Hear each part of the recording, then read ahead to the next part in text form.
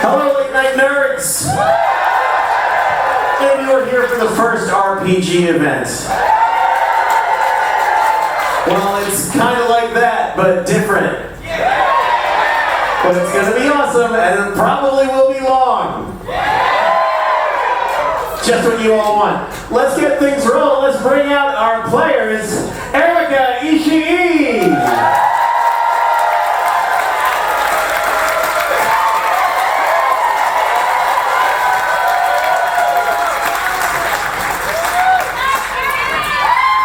Brennan Mulligan.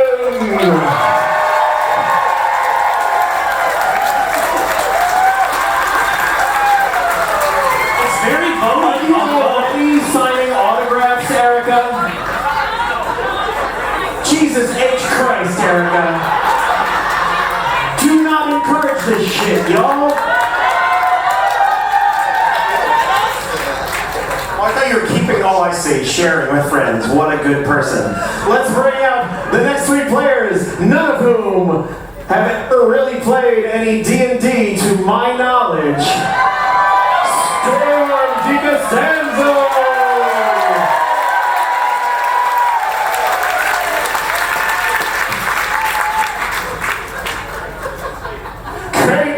Gowdey!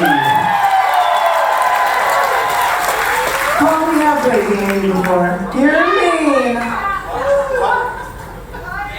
I'm sorry, I'm lying. I wanted to set up like some drama to start off.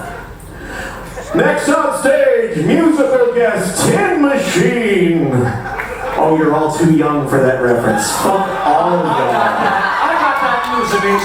Storm liked it. That was for me and Storm. Our last player, Open Mike Eagle. And your DM for the evening, please welcome to the stage, Aabria Iyengar.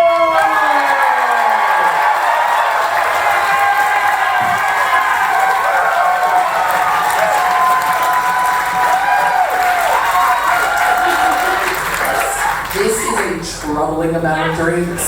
I will finish them all. We may not finish the story, but we will finish the drinks. Hey everybody, how you feeling? Before we get started, I have maybe a little bit separated you by vibes, aka the people that I expect shit from, and my beautiful babies who are good musicians and can do nothing wrong. Here's dice for you. Good luck. Here, just grab those out there. All right. She says that now, but if Irish folk tunes comes up, that side of the table's fucked. Hey, who's running this game? Do I look like Brennan Mulligan? Am I gonna bring up an Irish shig? Nope. Each of you, please take a character sheet. I'm sorry.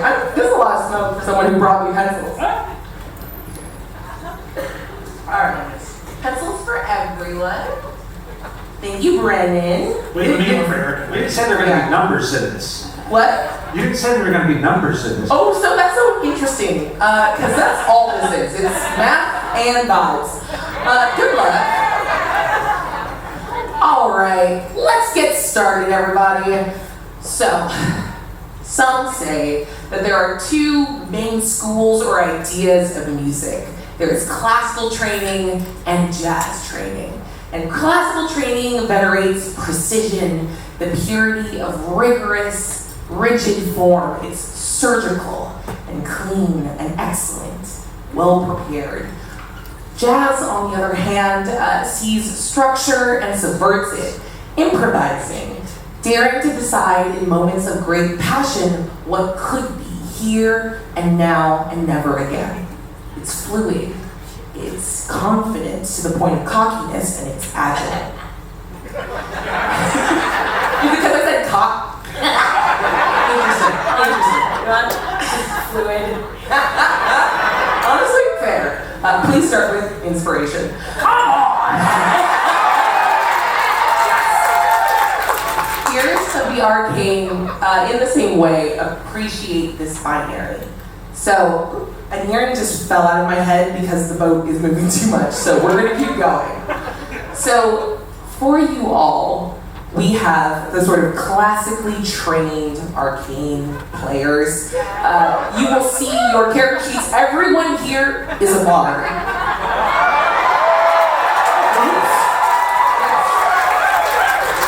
Now, if you all turn your sheets to the back, you'll see a list of spells. Those of you who have not played much D&D will not be expected to know what any of that shit means. So you get to decide, Jack, in the moment, what do these spells do? What do they mean? How will they come forth in the world? Classical people, you better get that shit right. This is testable material. Let me be clear, I have never learned a spell in my life. Well, good luck. Thank God you're pretty tonight. It's gonna be fine. We also have one additional mechanic I want to warn everyone about before we get started. Since we have such a musically inclined table, I've given you all a lot of credit, but Erika and Brennan too are extremely musical people. I'm the one that can't carry a tune. All of you can permanently increase your skill bonuses, that list of numbers down the left side.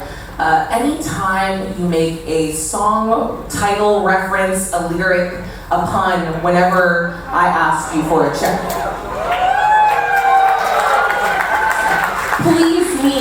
Please the audience, because I've only heard 3 songs ever and they're only by Lady Gaga, so I'll be going off of you if they're doing this, and you guys can get better as we go along in the story. And if you want advantage on a roll, which, once again, for my new people, you can roll that big D20 2 times, take the higher number, just gotta perform a couple bars of a song for us. Seems good? All right. Is that offer open across the... Yes, I'm only talking to them because I like them more, but it is open to everyone. So is it fair to say that we should just roll with it? Yeah. Nice, I see what you've done. All right, so let's begin. And as my other earring goes, each of you is an artist of incredible renown in the empire of Wallern. A great change is occurring here in the kingdom after a sudden passing of Empress Escalon, a good and just ruler that never selected an heir. A period of 2 years of unrest and skirmishes for succession has taken place. Now that the dust is settled, a young, charismatic sorcerer by the name of Tamil has secured the crown. At his invitation, all of you have made your way here for his imperial coronation. You've traveled long and far, but the pay is good, and the promise of an emperor's favor is impossible to resist. I'm going to describe for you all what you see here as you arrive at the capital city of Colton. This is Dad. He's upstairs. We're carrying over a bit from yesterday. And I want you to tell me what it looks like as you arrive. So I want your name, a brief physical description, get sumptuous with the details, your musical style as a bard, and your instrument of choice. Feel free to get weird. So, each of you in turn has arrived. The city of Colton is a wonder of the empire. Meticulous and exquisitely carved frontages of stone and veined white marble, banks and taverns and temples, all surrounding a big, beautiful center square with a massive fountain of artistically swirling serpents with many heads and myriad expressions, spitting beautiful, clear water into the center of the city. You see, all of this is decorated with the red and gold livery of Tamil, the new emperor of this kingdom. But you don't see a single human being. It is completely empty, even as confetti summoned from nowhere, arcane, drifts across the plaza. So let's start over here to build a little momentum. Erika, what's the name of your character? And break me off a little description as you arrive in the plaza of Colton. I step off the boat. Doop, doop. I am a short and squat little battle axe of a dwarf My name is Polly Storm.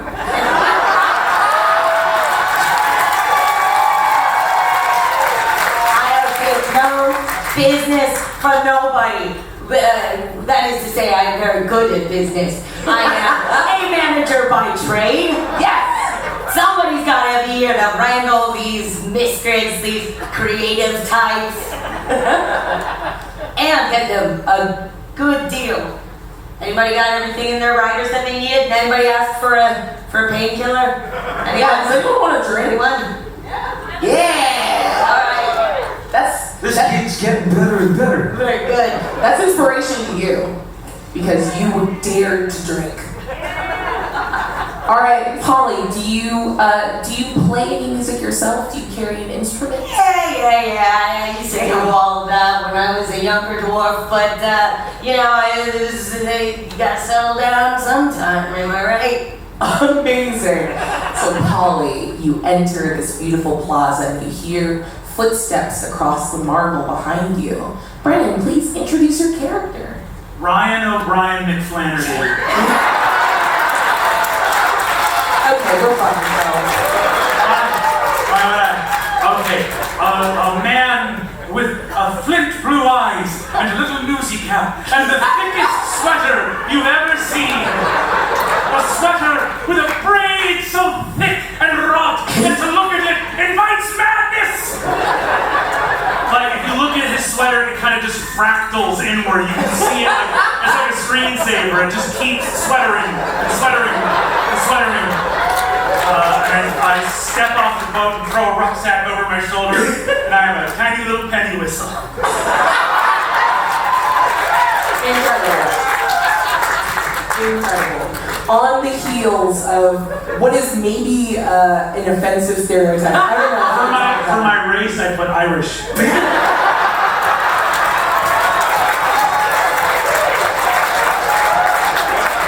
You guys said it, right? So let's do it. Nothing in your heart but a potato and a dream.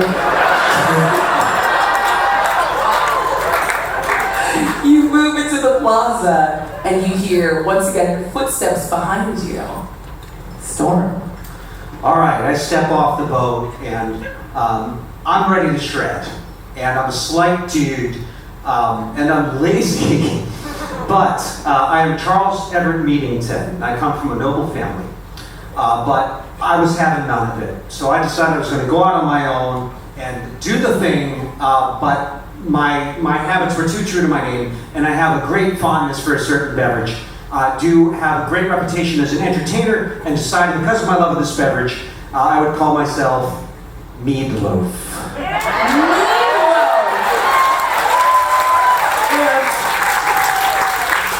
My instrument with which I shred is a stringed armadillo that has a sharpened steel spine. Amazing. Your armadillo on your back begins to kind of shift nervously. There's something about this place that makes them uncomfortable. Can you give me the first roll of our game and give me an animal handling check? Yes, is that what this big one? Yeah, the big guy. 15. Oh, okay. So you can feel your little armadillo looking around. Seems very nervous. Keeps looking up towards these darkened windows, and then kind of curling in on themselves. Is there anything you want to do? Yes, I would like to talk to my armadillo who I haven't met yet. Is there a spell I need to do that? Nope. Okay. What's up, buddy? Oh, okay. The armadillo speaks. Perfect.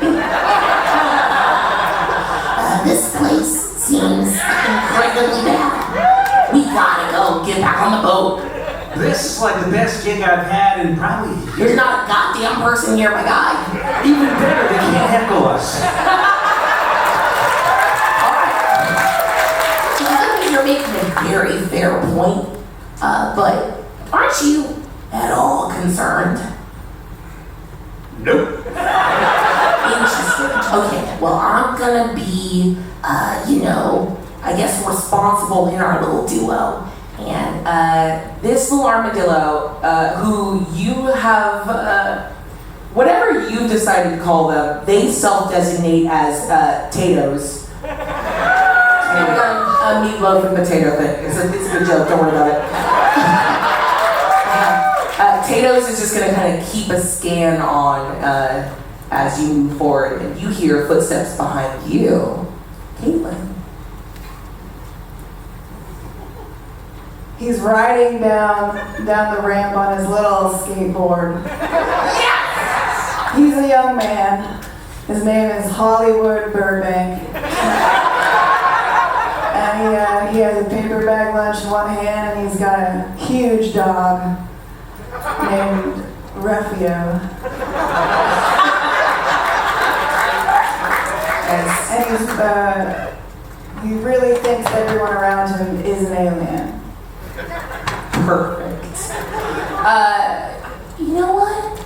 Yeah, so I'm assuming you're just grinding ollies on All the way this down, yeah. beautiful architecture. And I think for the first time, Hollywood, you're maybe taken a little aback because you're a rude dude with a bad attitude, and there's no one stopping you. Give me a...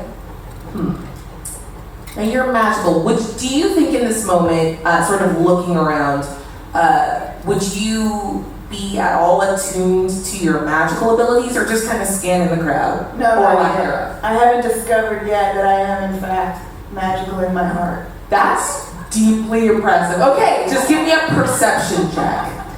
I'm also an idiot, so. Oh, I got an 8, so I almost looked at something. Beautiful. With an 8, I think as you're looking around, you see out of the corner of your eye a curtain across a darkened window kind of flutter, but you absolutely... Actually, let's go one more. Give me an acrobatics check to see how good you are at skateboarding. I got a 6. Holy shit, you don't notice any of that as you grind off of this like beautiful railing in front of a statue of the previous Empress and absolutely eat shit. You're gonna take 1 point of damage as Rufio just sort of howls, bang around,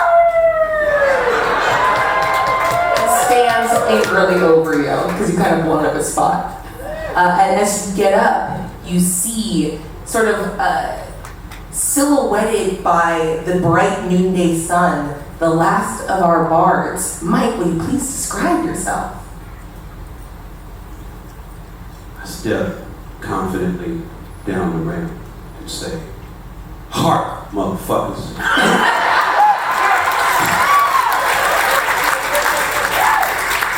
I'm a black priest by the name Jellyby Windbush.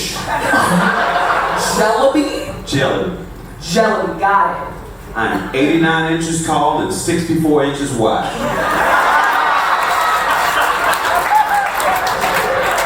Yes. I'm wearing a shoulder and chest protector made out of the bones of my grandmother.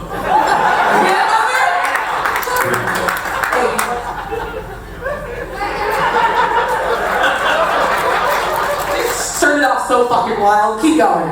My head is completely covered except for a hole over my left eye. Which means if you stand to the left of me, you will die. I'm here from the South. Incredible. What's your name? Huh? No, go ahead. I'm a former slave and I murdered my master and every master between there and here.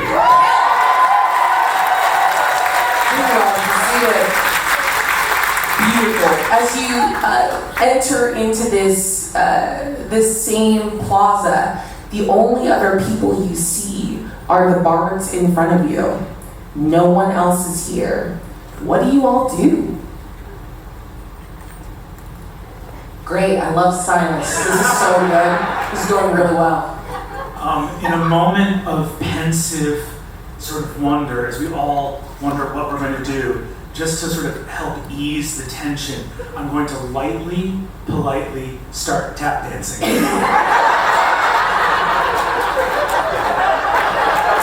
Just sort of creating space for other people to sort of just very like, no movement above the knees. Knees, ankles, feet,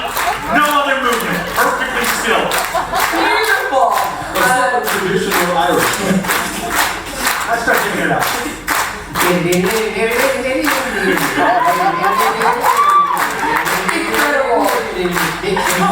We gotta get a drink for a second.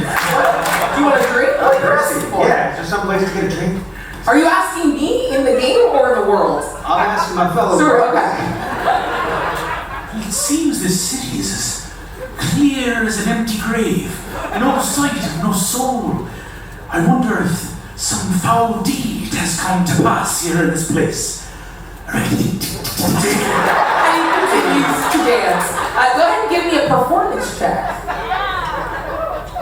And you know what? I'll give you advantage. Thank you for the advantage. Don't thank me, thank We'll call it myself. we'll call that a solid 12. That's all.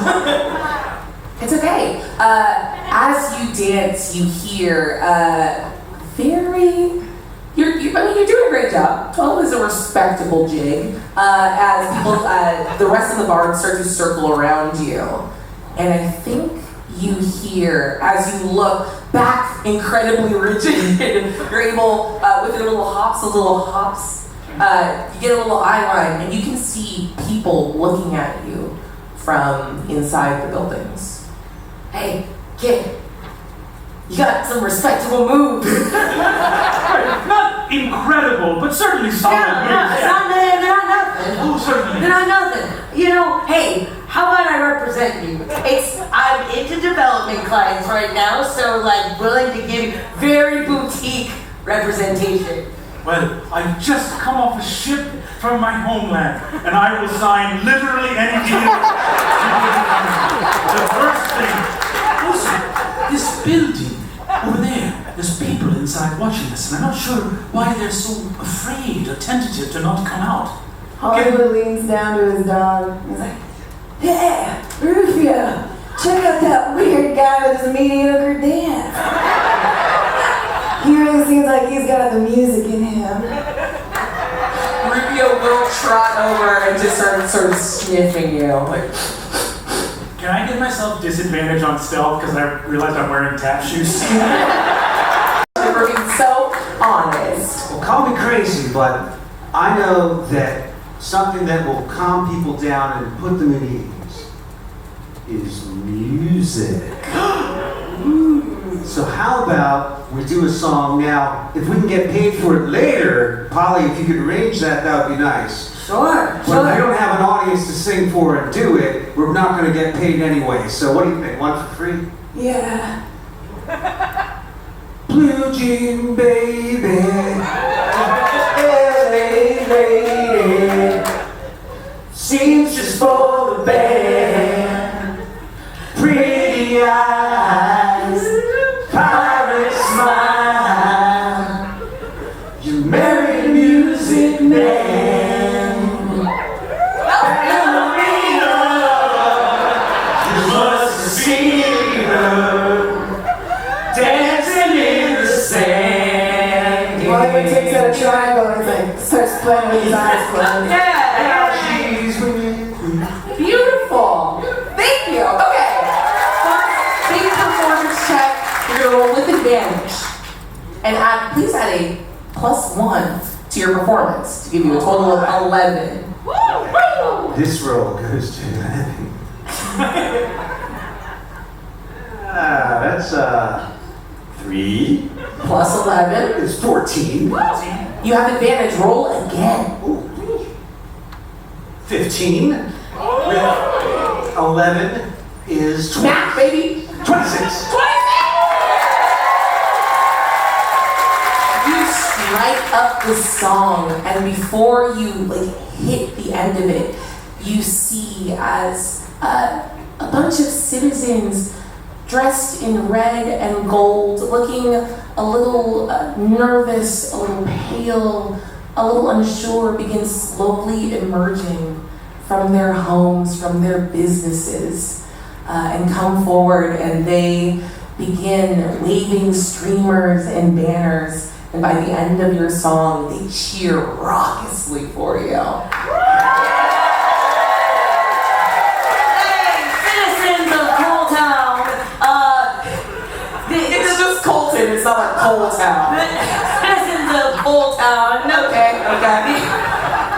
The first, let's say 30 seconds of this performance were free and gratis. In order to continue this music, you must pay 1 gold.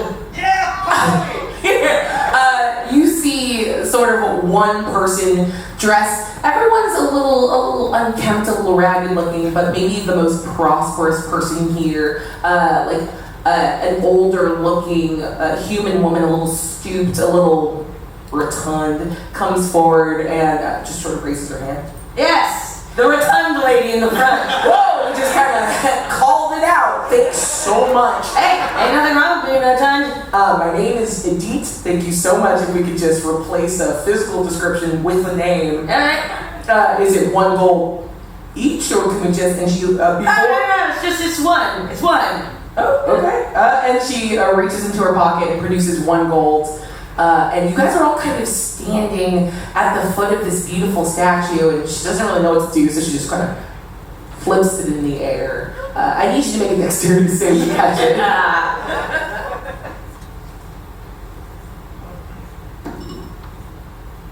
7, I slam it out of the air. You slam it, and it just plinks into the fountain behind you. Oh, make a wish! Do you make a wish? Yeah. I wish that this band would be so successful and that all of us could actually afford collectively a meal that is hot. The dream of every band. Edith sort of gives a little, and goes and pulls another gold out and just walks up to hand it to you. So are you sort of in charge of that? What is it? What the fuck is happening? What is this? A band.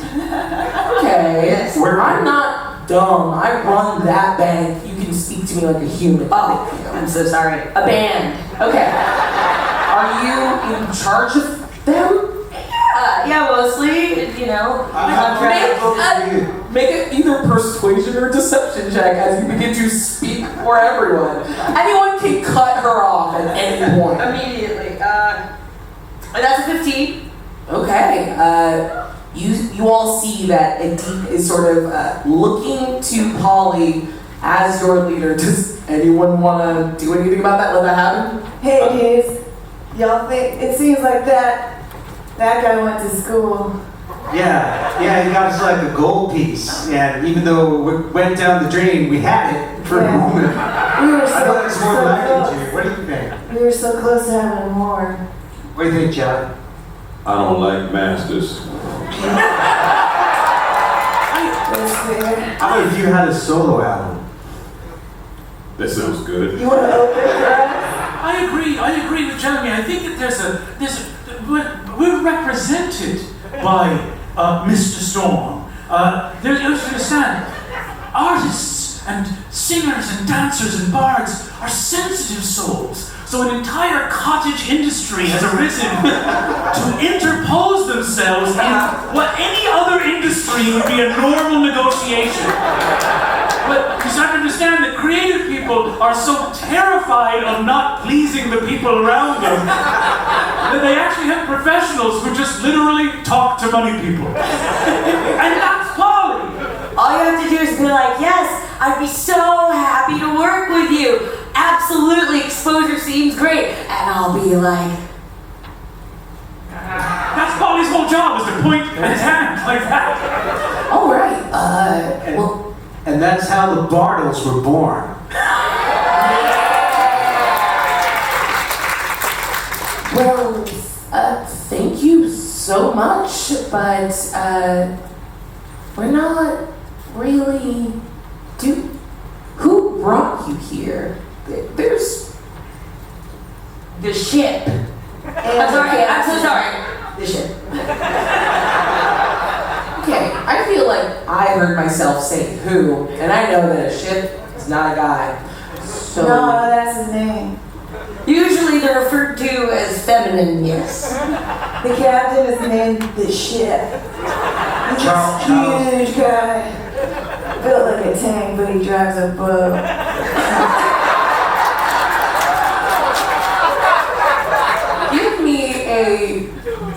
persuasion check.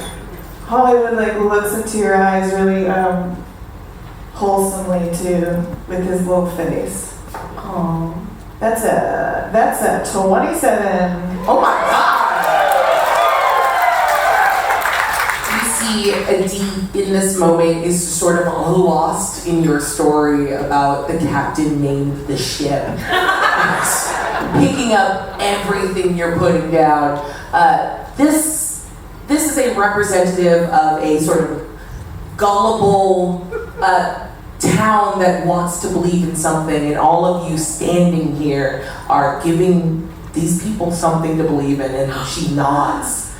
Okay, well, is there anything we can do for you? Thank you for the concert. We have a lot, a pretty decent amount of money if you want to just keep performing in the square, but my guess is you're here for the coronation, and that's not till tomorrow. Sounds like a pretty good gig. Aye. Are they looking for performers at this coronation? Give me a history check. But kind of just like Brennan give me a history check, because I just definitely answered this question at the fucking top of the game. We talked about this. That's a nat 20.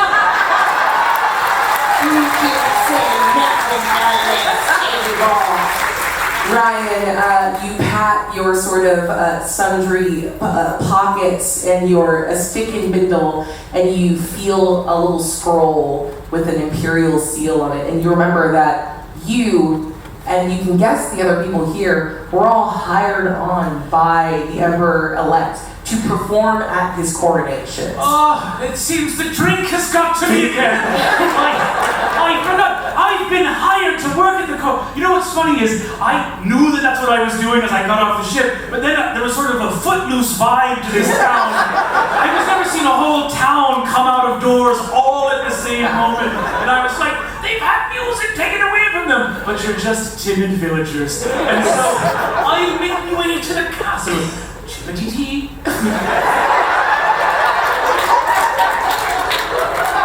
As you take off, so light in the low, like you're kind of tinkling as you go. And he goes, "Would you like an escort? I guess you got it. Go ahead. Thank you for your that way. Head toward the palace." Wherever you go, the road rises up to meet you. So charming.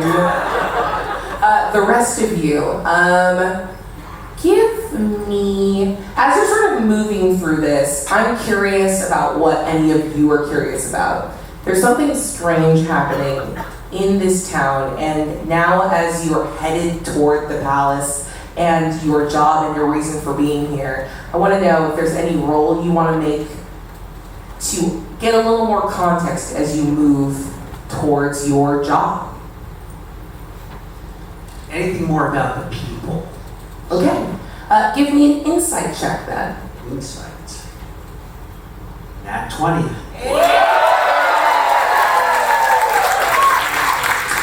With a natural 20, I think what you see and what you notice is that for all of this beautiful architecture, all of that is the bits that last over time.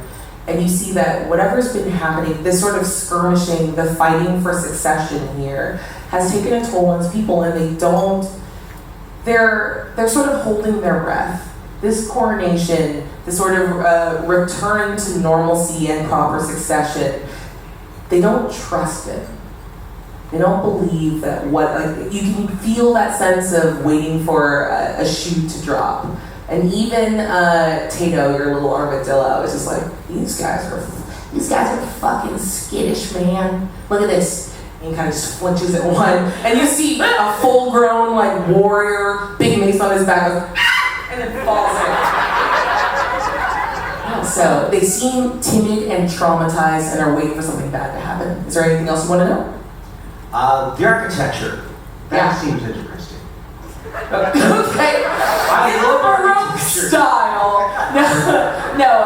What you know is, you can see, you guys are sort of from far reaches of Wallern, but here at in the heart of the capital, it was wealthy, and there was so much sort of free-flowing art and trade and commerce that up until the previous ruler's death, everything had been good.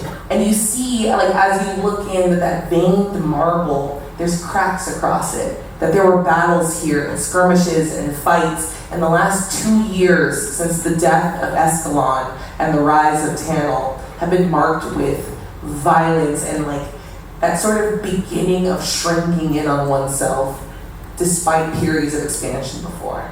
Is there anybody that is maybe not so timid can be persuaded to talk with us? Yeah, looking across, you can see a younger man who's kind of peeking out over the crowd, and you know, it's kind of like the equivalent of like the woo girl. That one dude in the crowd is like, yeah, yeah, was trying very hard to harmonize with you. Oh yeah, that's my guy. Yeah, that's my guy. You can make your way over to him. Hey, woo guy. Hi, Miska. Hi, it's so nice to meet you. Hey, what's your name? Miska. Hi, it's so nice to meet you. So I have a really bad memory for names. No, it's okay. You were so incredible. That song, I just didn't recognize it, but I like felt it in my heart. It was so good. Well, that's amazing. So is there music like this all the time around here? No, we haven't had much to celebrate in the last few years, but this felt really good. This felt like what I remembered when I was younger. What happened?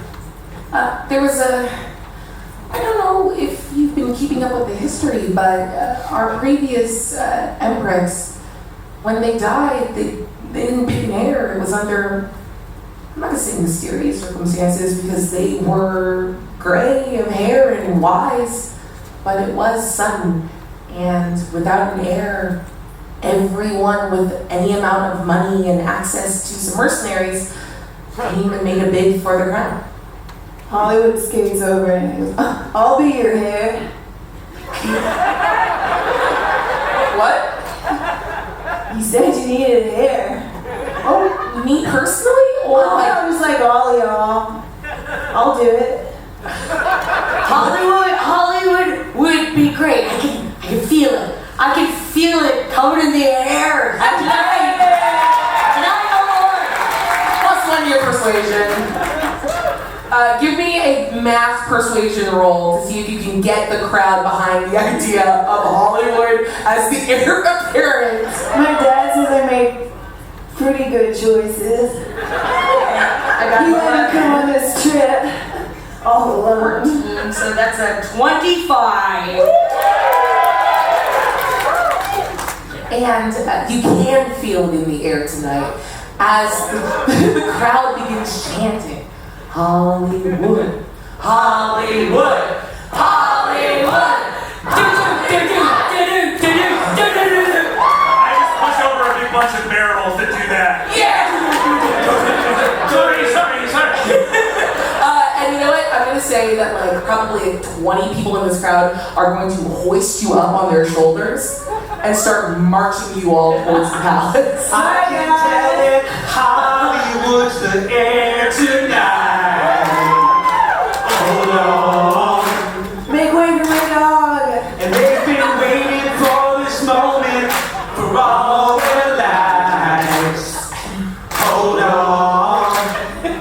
Hold on. Beautiful! Amazing.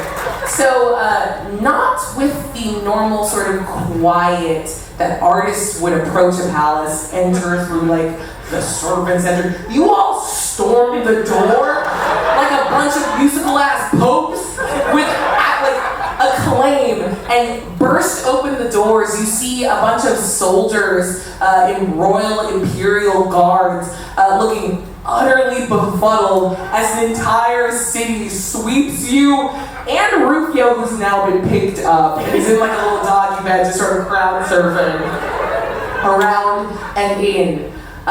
This is sort of your big chance to make a first impression as you immediately enter into a throne room, because I've never been in the palace and I don't know what rooms are. You're just in the good room immediately. A quick interjection. Yes, please. Being 89 inches tall and 64 inches wide, I don't hoist easily. Yeah, So I'm a little behind everyone. okay. And I happened to be by a woo fellow from earlier. And I have a question for him. Oh yeah, please. You know what? At some like you're kind of being carried in the back. You can feel some extra hands kind of helping, but then you're getting there, and you see as Miska kind of just taps the you like get a boost and gets propped up next to you, like, hey, what you thinking about, bud? Well, we've been called from all over Wonder Yeah.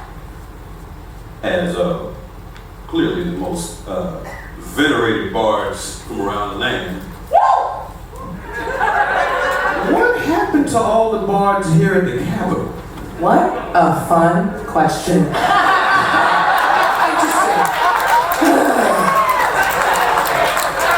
And you see, you can actually see as Miska suddenly kind of taps the person carrying him, and he's trying to get like, if you could just kind of pull me away. Oh no, I'm getting pulled over here.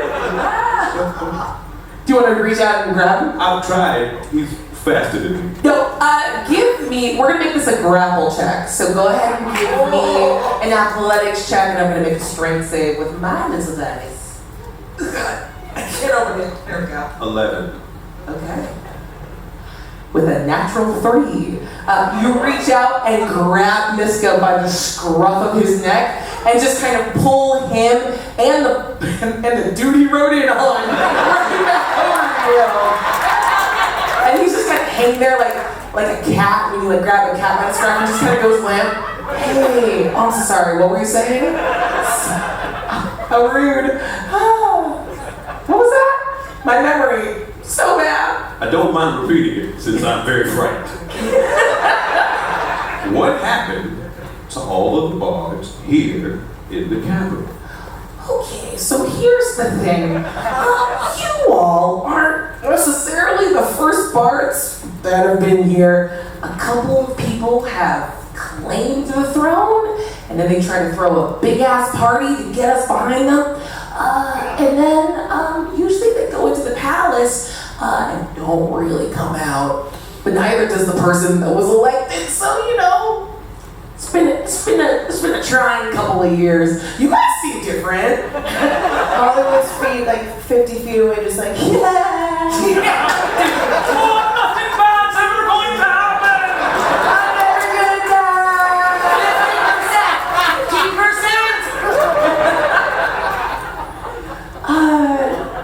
Look, between you and me, you seem different. I mean, you certainly caught the shit out of me, so I'm gonna tell you the truth in hopes that you let me go and just like kind of fade out of this crowd and carry on with my life.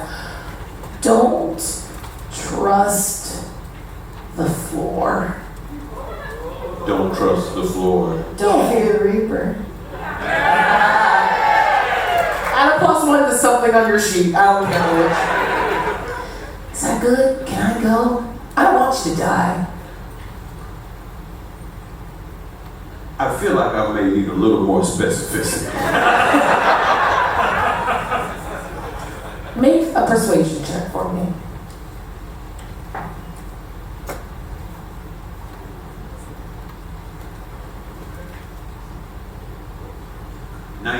Damn, okay.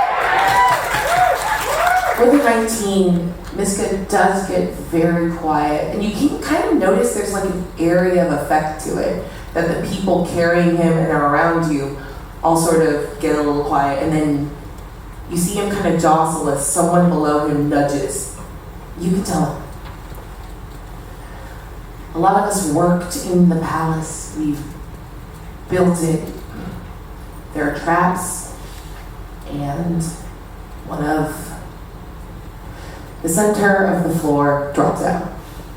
And sometimes things go down, and sometimes things come up.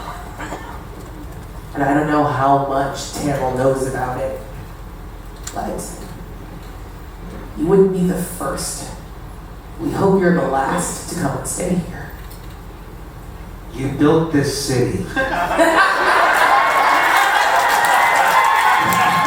this city with the floor with the hole. Please add +1 to one of your stats.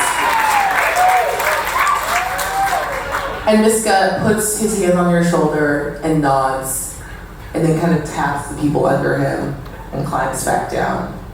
and kind of gives you a little salute and fades away as you make it to the palace. So as those doors sort of open, as the sea of cheering and singing citizens of Colton wash in and overwhelm the guards and bring all that light and music and sound that you all are into this incredibly stark room, the ceiling goes up 50 feet. All of the marble is dark and veined in gold, and you see across the floor a beautiful, massive mosaic, swirling coils, scales iridescent gold and black and blue, a massive serpent coiled infinitely on itself, and its massive jaws open, teeth. If you were to go and lay down across this, each tooth in its maw would be as long as your arm, open, set in the center of the floor, and back past that, another 100 feet, sitting on the throne, you see a man, golden hair, skin of bright red, horns curling out and away, a tiefling, smiling, deeply serene in this big, stark, dark hall. What do you all do? Can I roll to see if he's hot? Yes, but you tell me what the roll is. And you have inspiration. This is absolutely where you use it. I'm gonna call it It's the most important roll of the game. And this is a roll to see if he's hot. Like, can you tell if he's hot? I'm gonna roll persuasion against God. Convince me, the world, that this man is hot. Roll with advantage, because why would he not be? He's a hot boy. Oh, thank God it was a advantage. That's a 29. With a 29 polystorm, you understand in this moment that it is the sheer fuck magma of this man that put him on this throne. He is beautiful and regards you with like an easy air that's immediately disarming, but still has that like kind of dangerous energy. Put me down. No, we get it. I have seen this shit before. I came from this shit, and it's bullshit. I see what's happening here. I'm going with vicious mockery. Try to be taken down a little. All right. As you are sort of spilled out onto the floor of this like palace throne room, very specifically, you're not on the massive tiled serpent, but just before it, the crowd cheering, kind of bulldozing the royal guards, and you're like, yeah, these ones are different. It's gonna be different. Is that magic? My first spell of the game, vicious mockery. What do you say to Tannel, the emperor-elect of this empire? And kind of yell like it's like 100 feet away. Everyone gets really quiet, like, ooh, I was gonna speak.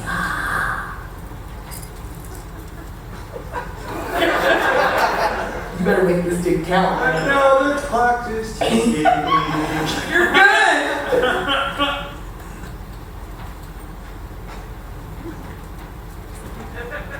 You look the opposite of marvelous. Can I just jump behind, I want to jump behind Meatloaf and just be like, oh!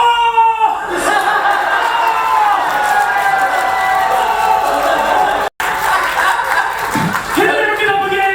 He's as good as dead! Go ahead.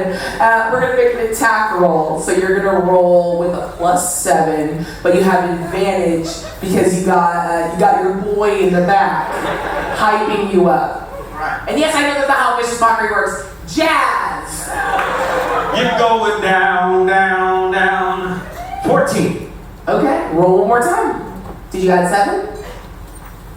Oh, no, that's 21. 21, is that the better roll? 15. 22. All right. With a 22, I have a question, Meatloaf. What does your magic look like? My magic is electric purple. Yeah, subtle. It swirls in a cloud Okay. and strikes with a laser point. Amazing. So this as you speak the biggest dig, it's like when you exhale in cold and like a little puff of that purple comes out and a little mote of purple electricity shoots across the room and lands like a laser pointer in the pupilless eye of this tiefling. And he goes, "Why?" Go ahead and roll a d4 for me and add 3 as you do damage to the dude that hired you. It's in Hollywood. It's a 1. It's the 1 on top. That's good, right? Yeah, it's great. So yeah, you see his body kind of shudders and he slumps over like, "What did I do to you? I hired you. I wanted you to be here. And let me be very clear, I know I look fucking marvelous, but thanks. Meatloaf, come on closer. Let's have a conversation." I'm good where I am. Interesting. Well, what an interesting sea of people y'all have sailed on in on. Welcome to my kingdom. We know that you wanted us to come and play the coronation, but instead we thought we'd bring the whole town and elect this skateboarding kid. We think that's a better idea. A better idea. So I've heard. Do y'all want to explain to me why you come here, disturbed my peace, and sought to usurp me with a skateboarding youth? We just thought you want fresh ideas. You talk like my mom when she's mad. Your mom sounds like a smart woman. And maybe, just maybe, and he's gonna reach out and behind you, the massive wood doors slam shut as the crowd is torn away from you and it's suddenly deathly silent in here. Maybe you should have stayed with her. Because what I wanted in this moment was for you to come and herald change. But I've worked too hard, I've fought too hard, I've killed too many would-be emperors to let y'all stop me at the finish line. So I guess maybe there's no bards in this kingdom. And he reaches out and you see the tile begins to vibrate. Now something big's about to happen. So if there's anything any of you want to prepare to do, now's your chance to do it. No one? No one? I love silence. Well, I love a fight. Good, because you're about to fucking get one. And the tiles suddenly move to a pitch crescendo. You can hear this awful screech as clay shakes against itself and begins to shatter and falls away to an endless pit. And then rising out of it, you see this massive black serpent, huge, 80 feet tall, with slick, oily scales, and it turns around and coils and looks at you. And as it opens its jaws to roar, you instead hear this deep, bassy growl. My voice is gone, so I couldn't do it. Growl that shakes you at your very core. And I need you all to roll initiative.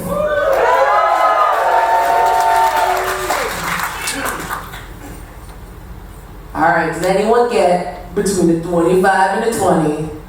Okay, so for those of you who are new, roll a d20 and then you have an initiative modifier of +3 that you're going to add at the top. 25 to 20? No? 20. Dirty 20. 20.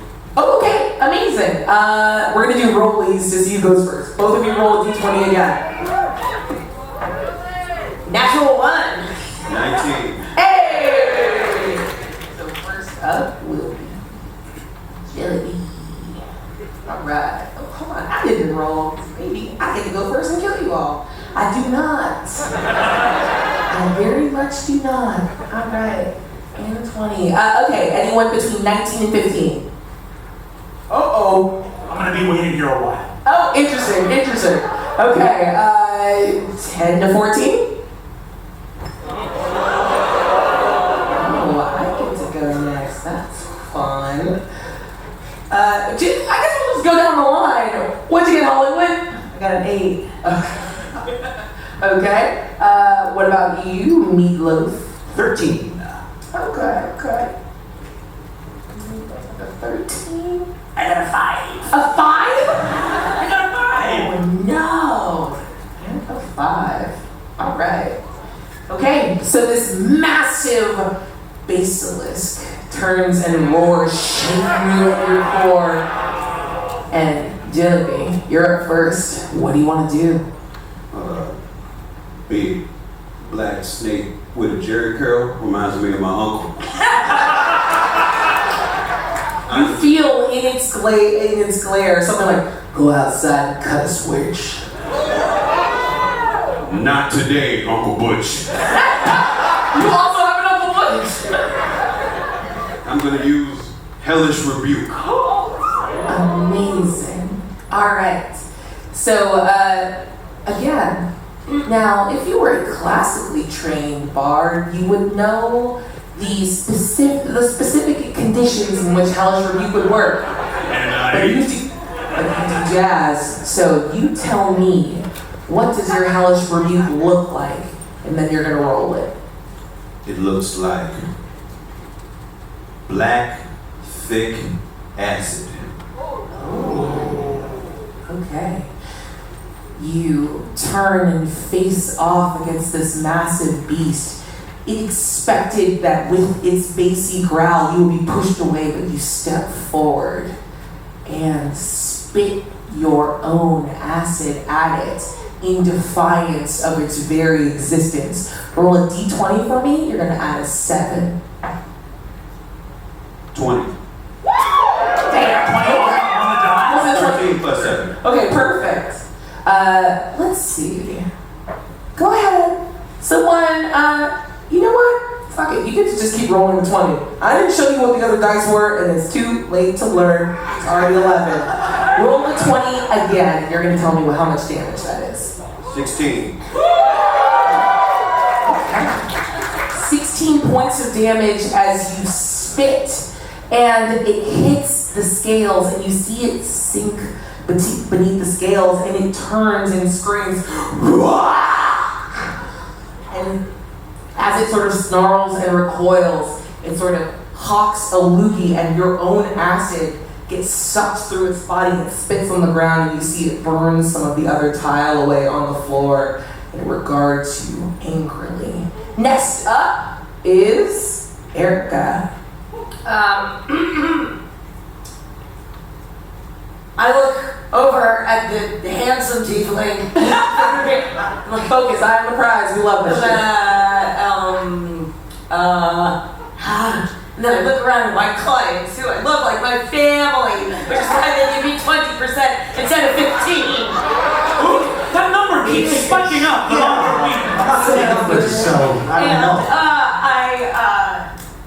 I extend my arm, and from it, a light show appears, and it shows a bunch of bards, a bunch of really mediocre bards, but who are clearly the favorites of the Empire, and all the people are cheering for them and do not care about this handsome tiefling man, and they cast fear. Incredible. Alright, I know how that spells work. Okay, with a 15, you see that this image hits Tamil's eyes, and he blinks back, confused, frightened, and looks at you, Paul, and says, "No, not like this. Not like this. And is going to stand up on top of the throne, grabbing the wood and splintering it under his hands, and unfurls a pair of massive infernal red wings. He's going to fly 10 feet straight into the air because he can't get farther back and away from you. Or look forward. Are you just... Okay, my question, are you just trying to circumnavigate the massive snake I've described in the middle of the floor? Yeah, well, I'm gonna kind of walk around it and stuff. So Yeah. he has to get pushed along. Oh yeah, okay, I like that. Like an invisible sort of, he has a restraining order. As you move forward, he's just scraping his back against the wall and clawing at the stained glass behind him, trying to maintain distance away from you. Yeah. Beautiful. And then I say, do it to him, lad! I go Bardic free inspiration. Oh, yes. Yes, you all have bardic inspiration. You have a couple uses of it. You can, on your turn, in fact, turns are bullshit. If you want to interrupt and you hear someone doing something and you want to lend some assistance, let me know how you're contributing to their move, and you get to add a D8 to your roll. I think at this moment that this basilisk is It's a basilisk. It's a pun. is in a confused state, little injured, and I'm glad your crown fell. Sorry, continue. So did yours, clearly. Who else laughed at that? I'm gonna make friends with this basilisk because I think it's got a shit deal from this shit dude, and we're gonna turn this around and turn this basilisk round. And I approach his friends and sing, Oh, I love you so much. This is a full turn, and I am the bad guy and get to go now. "You are the woman that I've always dreamed of."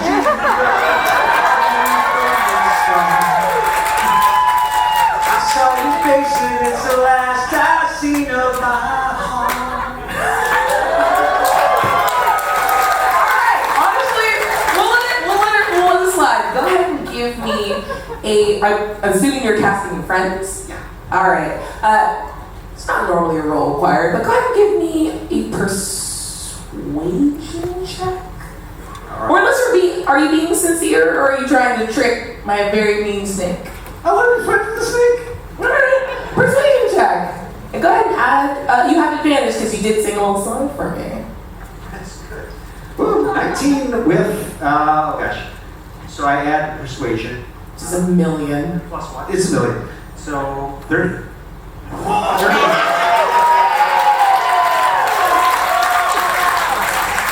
Face off against the basilisk, and you see it as you sing. It begins to sort of sway gently, and it moves down to your eye level and is absolutely enraptured with you. And then a second head pops up, and a third, and on my turn, this will not harm you, despite you being just a foot or two in front of it. But someone's skirting the room. And someone spit some hot fire on it. And I'm gonna make 2 attacks against both of you. Alright, does a 16 hit? I know your armor class. I made it. Yeah, so Yeah. no. It does. I thought you were just gonna lie to me and be like, nah. It's 2 hits. You're going to take 14 points of piercing damage. And Agility, you're going to take 11 points of piercing damage, and I need you to make a strength saving throw as the third head attempts to grab and lift you into the air. What am I doing now? So you're gonna roll a d20, and up at the top left, you have like saving throws. So you're gonna you're gonna subtract 1 from whatever you roll. I want people to know we didn't make these characters, okay? I did. Wait, question for you. Yeah. What's the range on their attack? You're in melee, and its melee range is 20 feet. Okay, Hellish Rebuke. Beautiful. Go ahead and make a roll. Or I say.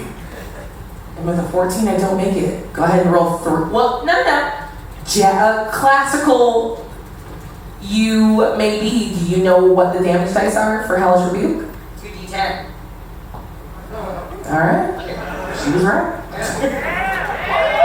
Go ahead. Is that good? Huh? It's actually 3d10, so go ahead and roll all 3. Oh, that's right. Do you need more d10s? Okay.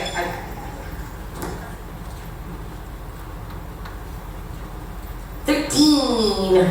13 points of fire damage. Beautiful. What does it look like? So it pops off on me, and I go, ha! And my pyrotechnics that I keep in my backpack, they deploy, and I slam against the wall. Amazing. As you set off fireworks, and just a Roman candle busts my basilisk in the face. That was supposed to be for the finale!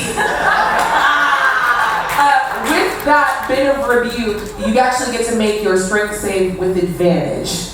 So go ahead and roll again. D20 -1. You have to beat. We'll roll for it. You have to beat a 17. I rolled twice, right? Yeah. In heights. Yes. So that was 19. First time, 19. Okay.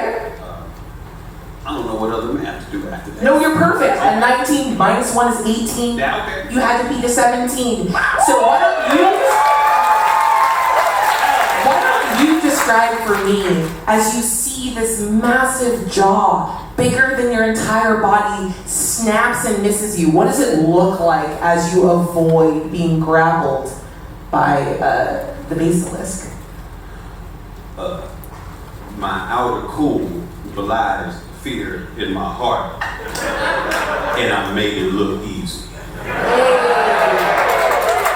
You're not even looking this thing in the face as you're just like, oh, word, like to the fireworks in the corner, and it just fully misses, snapping your ass up. Beautiful. All right, Storm is gone. We have Hollywood Burbank, you're on deck. Ryan, you're in the hole. Oh, wait, I got a 5. What did it? You're I got up. an 8. Yeah, you're up. Oh. In the hole. It's a baseball. I'll explain sports later. I'm not in the hole. There's snakes in the hole. That's good. You have advantage. A little joke. Hollywood, the heir to the throne. This is your time. What do you do? Okay, so Hollywood, he sees Meatloaf hypnotizing one head with one other head doing something and another head doing something else. Perfect. Yep. And he's like, don't worry, my dudes, I got this. And he reaches into his rucksack and he pulls out a tapestry that was his dad's. He's like, my dad got this from Grateful Dead Festival. And I bring it with me because it smells like him. And I lift it up in front of the head, one of the other heads, and I wiggle it, and I cast Hypnotic Pattern. All right. Do you want this to be? Go ahead, roll. Come give me a roll. It's a 7. It's okay. Hypnotic pattern works a little differently here, and as you shake this out, the smell of your father gives head number 2 a little contact eye. You see the slit-like pupils go a little wide. What's on the tapestry? What does it look like? It's like 100 hamburgers, but they're all so closely next to each other that you don't know where one begins and one ends. Incredible. As you shake it out and you see almost like a bullfighter, this second head is just sort of brought in and ensorcelled by your very normal blacklight tapestry. You see Rufio, tugs a little bit on your cargo shorts, I want to say. Definitely. Definitely. Give me a perception check with advantage.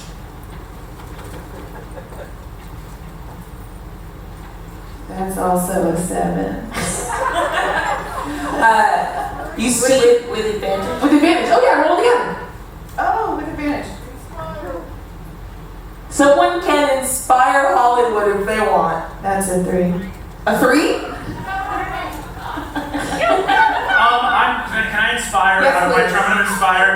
As the blessed Saint Patrick drove the snakes of the Ireland, so too will Hollywood Cartwright drive these snakes from this palace good.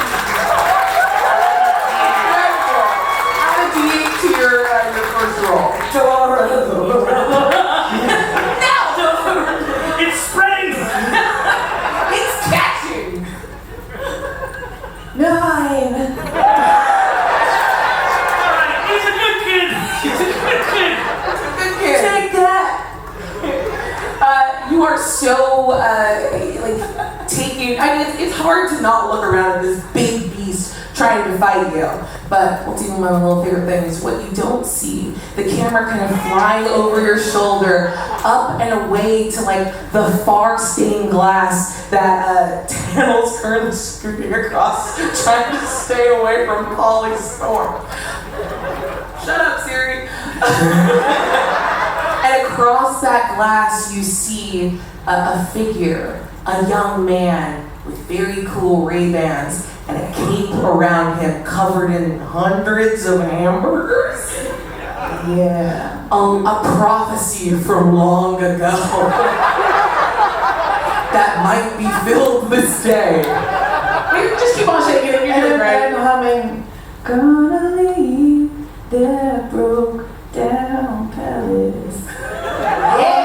On my hands and my knees. I'm crying a little bit. I'm so scared. Roll.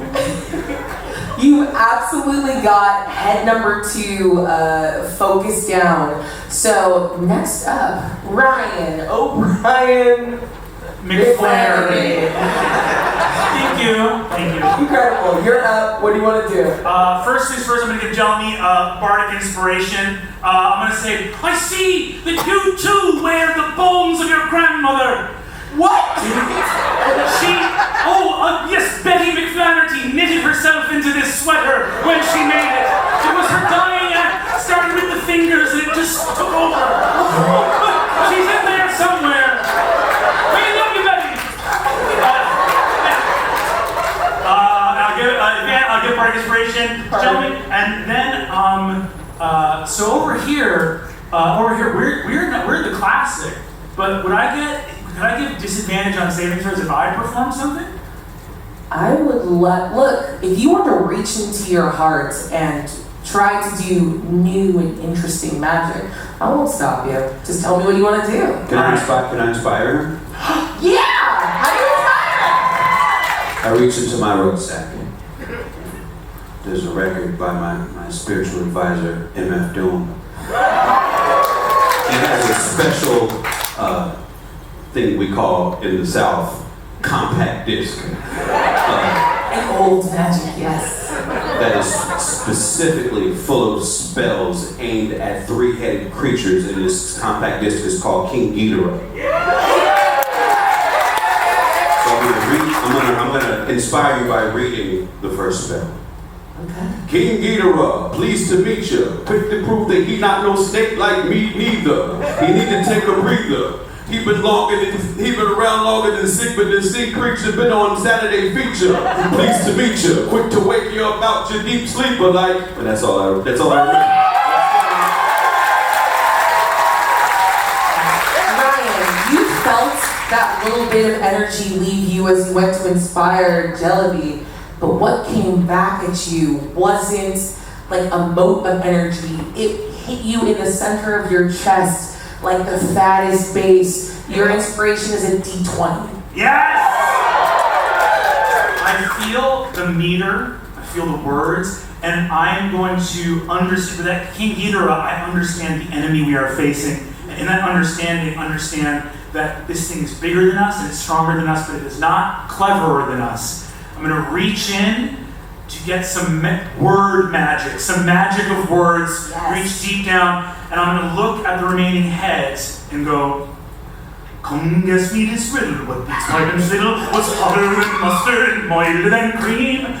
What's your whistle, what's clearer than crystal, sweeter than honey and stronger than tea? What can make the dumb talk, what can make the living walk? The elixir of life and philosopher's soul. What can Mr. Puddle to dignitates tunnel, to authentic whiskey from old in his home? So stick to the crater, the best thing in nature, for sinking your sorrows and raising your joys. Boys, I have wonder if lightning and thunder weren't made from the plunder of whiskey noise.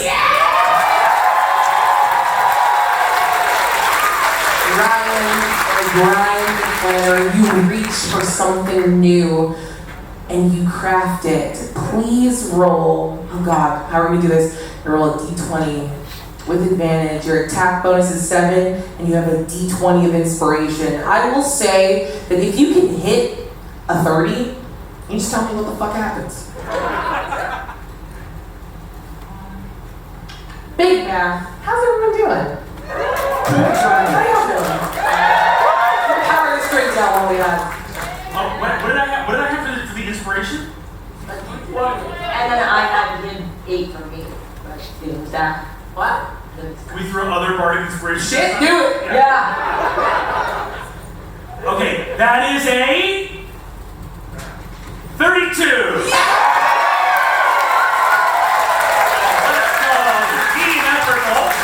That's the whole band. You need every part of the band. There's nothing I enjoy more in my tenure running games than playing with other storytellers. And the opportunity to hand off a little narrative control to someone who has absolutely earned it via the cooperation of the entire table, that's my joy. I love scribing shit, but let me hand it off to you, Ryan O'Brien McFlannery. How the fuck do you want to do this?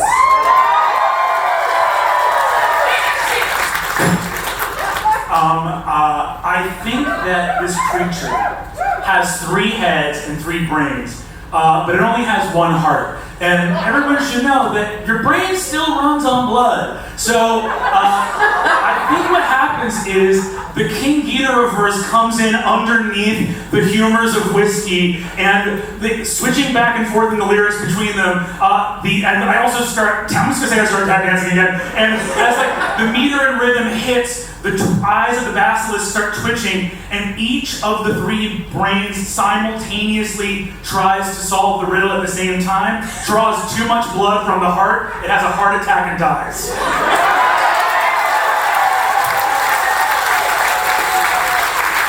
So you see one head staring down Polly Storm imperiously is the first to blink and then blink again, and you see its eyes go a little wide as it loses focus on you, slams its face onto the stone ground and slips back into the hole.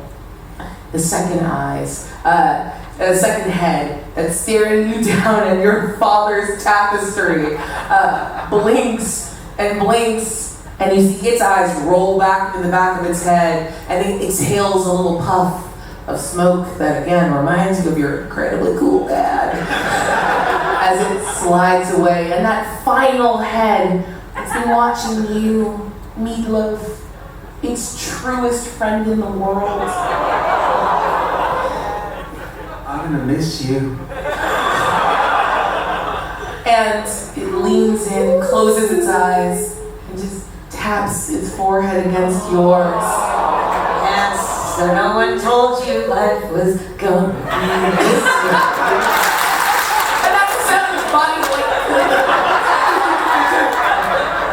as the basilisk is defeated. We had joy, we had fun, we had seasons in the sun.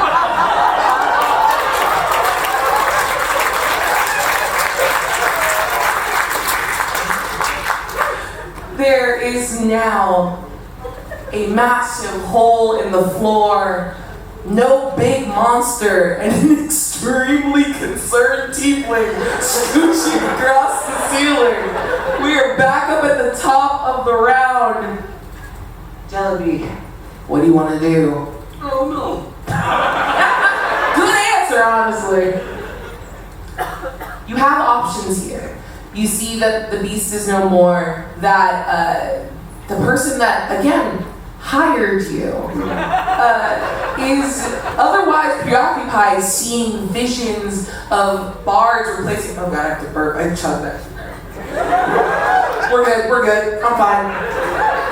It's fun to have these at the front of the boat. Is otherwise concerned with visions and fear of these bards. Magic! So you have a wealth of options. What do you care about in this moment? What do you want to do? You can attack, you can persuade, you can move on with your day. Like, the world is your oyster. I believe we still have Hollywood? Holly is still nominated. You've not to be nominated for Emperor. I'm not sure at this point. The child might be traumatized, so I'm not sure if they're still interested. Well, okay, why don't you run over and have a little moment with Hollywood, see how he's doing.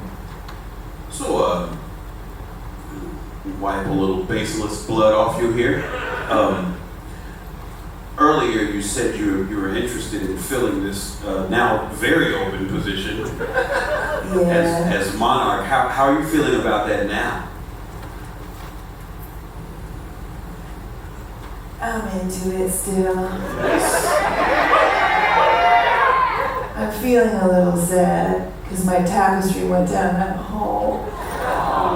And I watched this guy lose his friend. Yeah, that was kind of rough.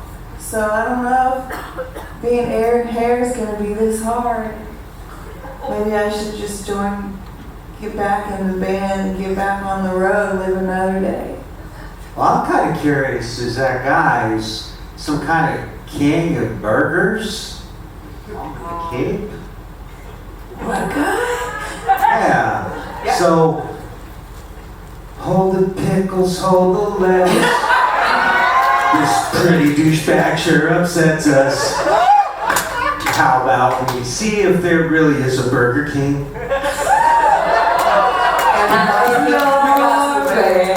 Have it your way. We'll have it our way. And with that, your attention, Meatloaf, brings your attention to this massive stained glass where you see a version of yourself crowned and regal in a cape of hamburgers. Hollywood, in this moment, you see your truest destiny. You could be the Burger King. What do you want to do?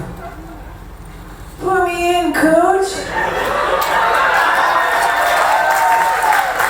Alright, Jellyby. Now that you know Hollywood's all in, the only opponent to the throne still scooching across the ceiling. What do you want to do?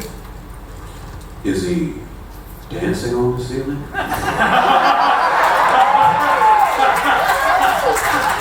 His Jerry curl is dripping onto the ground. Yes. Then this calls for a dance battle.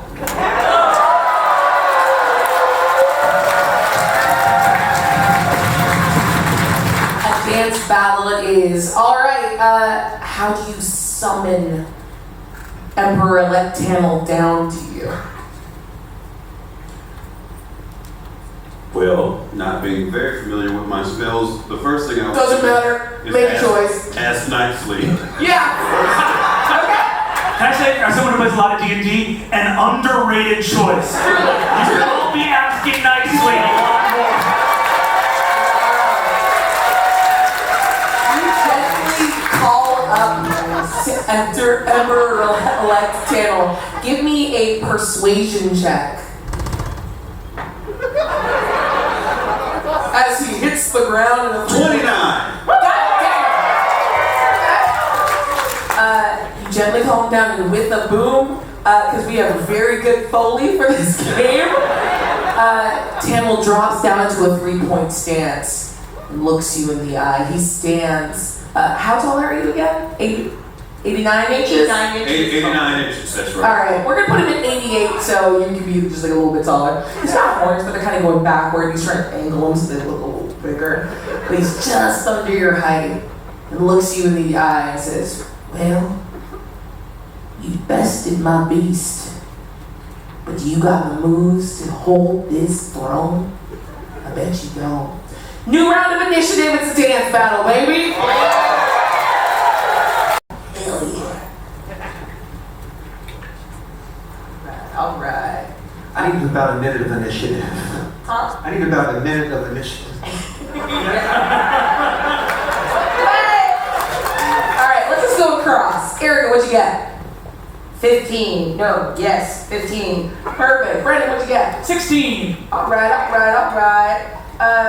Keelan, what'd you get? 18. Yeah. The age I'll be someday. Okay.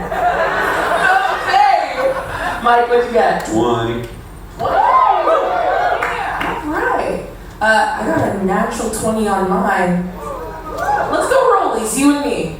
Roll your d20 again. I got an 8.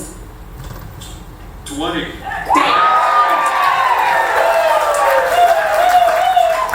Jelly, your riz is unstoppable.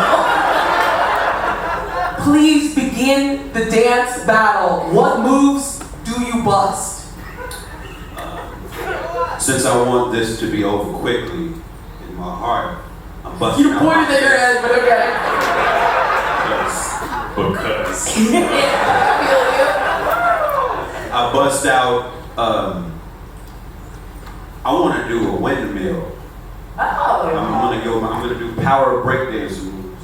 But the spell I'm gonna get Yeah. is friends. All right, I love this. You're gonna give me first. You're gonna give me an acrobatics check to see if you can pull off this sick ass windmill. You still have a D8 of inspiration from your boy Ryan O'Brien. So roll your D20, add your acrobatics. Now roll a D8. Do you know which one that is? Someone can point it out for you.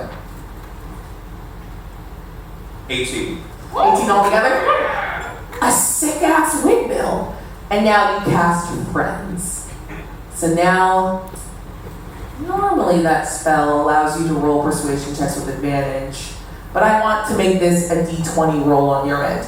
Now, are you trying to trick him, or are you trying to genuinely befriend this man? I'm trying to unite the motherfucking kingdom. Okay, here's what we're gonna do. You begin casting this magic, and every other bard, your band, sees you doing it. If you can go down, whoever wants to jump in and throw a little inspiration, if you can tell me how you're assisting Jelly with this roll, I'll allow you to stack a bunch of D8s to add to this roll. And once again, if you can get to 30 by the end of this, that's the game. So does anyone want to assist as you see the beginning of this friend being cast? So we need a beat or a rhythm. I'm gonna cast heat metal on my tap shoes. And it's just sparks flying off the stone floor from these lava hot tap shoes. Oh, Lord knows it's burning me feet. You see Ryan risking his hot little tootsies trying to give you a sick beat. Incredible. That's 1d8. Anyone else? And now he's gotta cut loose, pull loose, kick off the Sunday shoes. Let's do this quickly. We're gonna upgrade from a D8 to a D10. Anyone else? I'm gonna cast Stinking Cloud, but instead of being a nauseating yellow gas, it's gonna take the form of a fog machine. Incredible. We're up to a D12. Holly was gonna jump in and start skateboarding around the room, and he's gonna cast the darkness. And I'm just gonna start going,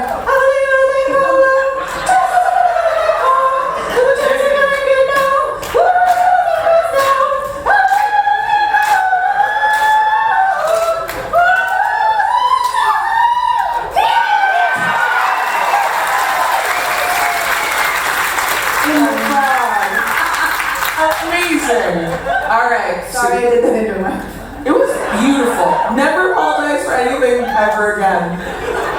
Alright. This is your first D&D game and we're playing it absolutely right. You're gonna roll a D20 and then another D20. You're going to add them together and then add your persuasion, which I believe is a +10. 8. Okay, some work to do. 13. Okay, we're at a 21. Persuasion is 31. It's a 31. The power of your band uniting in this moment off of your sick windmill. Go ahead and describe for me what it looks like.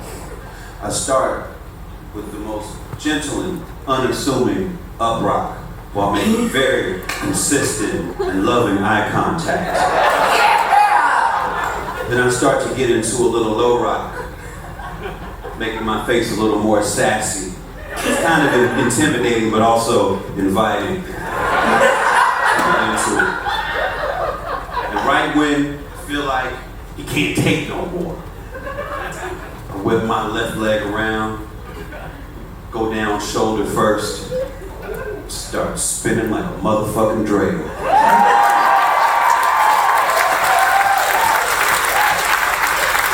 With the power of your spin, he drops to a knee, exhausted, sweating, overwhelmed by your power. Just yells, Gimel.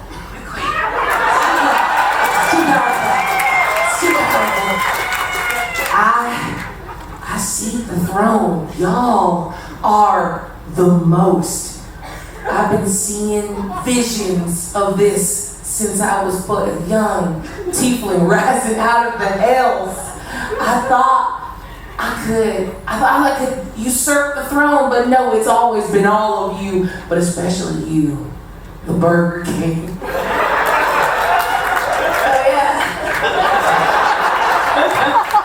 And he stands up and he removes from his head this sort of like briar of blackened gold. And he throws the crown at your feet, Hollywood. And he goes, honestly, I wasn't ready for this smoke. I gotta go back and get better. And he does a little sign and it just back dives into the big abyss. Oh, fellow captain! And disappears. Beat it! Just beat it! Hollywood will make you eat it. Open up your mouth and beat it. The crown is at your feet, Hollywood. All of you are together in this quiet, cold room, but you can hear outside the door, people are still celebrating. They're cheering. There's literally a crown right there.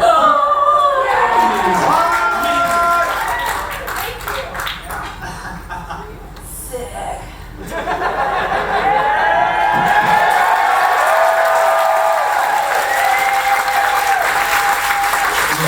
As you freeze frame, in a moment that isn't a freeze frame, the doors swing open, all of the windows shatter, and you can hear the sounds of the town of Colton, not Coletown. Old Town. What am I saying? Wait, what did you say? Gold Town. It's always saying what we're all saying. As the sounds of raucous celebration and joy, can you get a little Foley?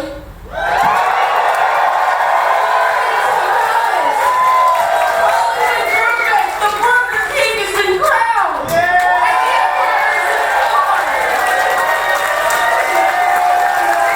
And the Emperor is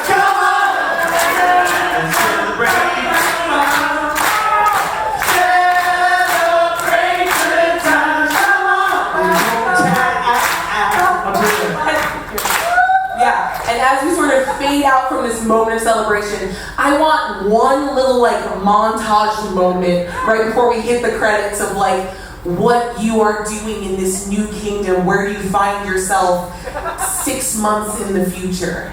We'll start with Jelly. I've settled into a nearby suburb and begun raising chickens. A moment of peace for a warrior. And I do enjoy the times I get to meet with my old band members. And we discuss the one day we met and took over the world. This is an eventful hour and a half back. Incredible. With the power of music, you only need about 90 minutes. Let's bounce over to the other side. Holly. Oh, I opened a management company. I have been informed by my lawyers that it is unethical and probably illegal to be taking 30%. So I do my best to try to build the business up from a boutique agency to a very large one, and we get fresh talent from all over. But I still make a lot of time for that first band.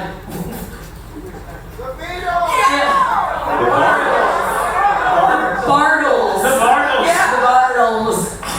Yeah. Beautiful. Let's bounce over to Meatloaf. All right, Meatloaf is a pretty simple man. And he only wants three things in life. He wants meat, he wants to rock, and he's looking for love. And he ends up living in a meadery. He's happy being right downtown, that's where it's at. He shreds every night, people gather around, and he doesn't find love at this time, but 2 out of 3 ain't bad.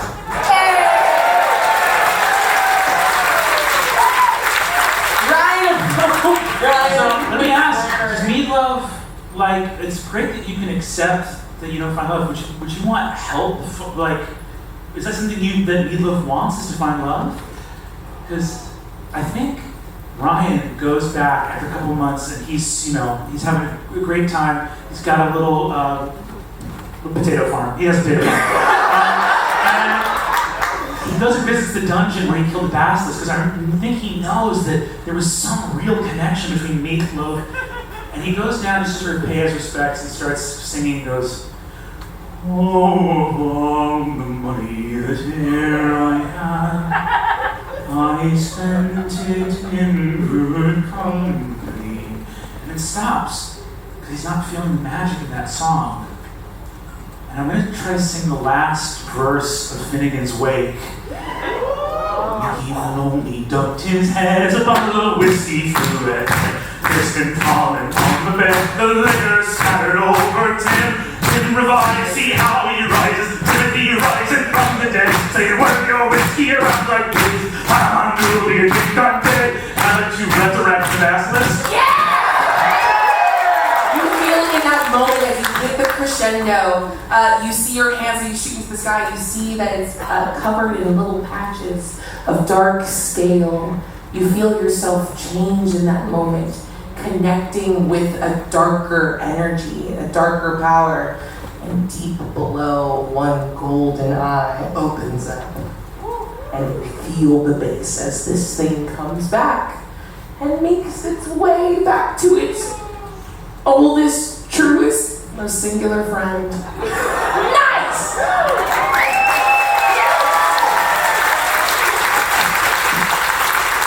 And finally, Burger King, Hollywood Burbank. Where do we find you? So the camera pans, it's panning from the palace through the streets. It's autumn now. The leaves are turning gold and red. And the camera pans down the winding slag stones. Hey, San Juan joke. Anyone? The camera's panning down the cobblestones to the very front of the city, and it rises up in an eagle's view. And there's the sign of Coal Town and Hollywood. And there's a guy painting it, and Hollywood's just standing there like this. And it's now Cool Town.